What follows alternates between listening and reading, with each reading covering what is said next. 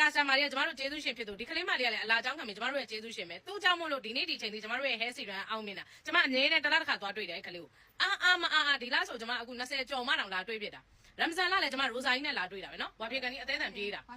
အမြဲတမ်းလာတွေ့တယ်ဘာလို့ဆိုချစ်ခင်မှုရှိတယ်ဒီကလေးကကိုယ့်ကိုအလားအကြောင်းခံထားတဲ့ကျေးဇူးရှင်ကျမအဲ့ကလေးကိုအမြဲတမ်းလာတိုင်းလာကြည့်တယ်လာဂျူနဲ့ကမီးတို့ကနောက်ဒီကလေးရဲ့ပြောင်းလဲမှုပါလေ ဟုတ်ပါမာရှာလာနော်တမျိုးပြောင်းဟုတ်ပါမအင်းမပြောနဲ့အမတော်လေ3လပိုင်းတော့နော်ရမ်ဇန်လတော့ကတလားလားမင်းသမီးဖြစ်နေပြီသပင်တိုင်မောဝင်ပလိုက်တော့သပင်နဲ့တကယ်ကိုလာတာဒီလိုကောက်ကွင်းနေဆိုရင်ဒီလိုလက်ထုံးလိုက်တာတော့လုံးဝမချစ်ဘူးရမယ်နော်သပင်ဒီမှာကြည့်နော်မဘလို့နော်ဒီမှာကြအဲကျမသပင်စေးသုံးပြီးတော့ပြန်ထွက်လာသပင်ကရုံးကေလေးကနေဒီမှာကြမောက်ပြီးတော့ဟုတ်ပါမာရှာလာအပိပိတ်သွားတာဒီမှာလေဒီတကွက်လုံးဟာအပိတက်ထွက်တာပေါ့နော်ဆူကိုနော်တညင်တရကတော့ဝယ်သွားနော်တညင်တလားတစ်လားပဲရှိတယ်တစ်လားပေါ့ဒီပေါ်တစ်လားပေါ့ကျမဒါနော်မဘလို့နော်သမီးလေးဒါလေလက်ကားသမားဟုတ်တာပေါ့အသက်ထွက်ထားတဲ့သပင်နေဒီမှာကြပိတ်သွားဒီကလေးလေးကအဲ့လိုထွက်တာသပင်နေစေးအပူတောက်ရတဲ့ကလေးတာအကုန်ထွက်သွားဒီမှာလေ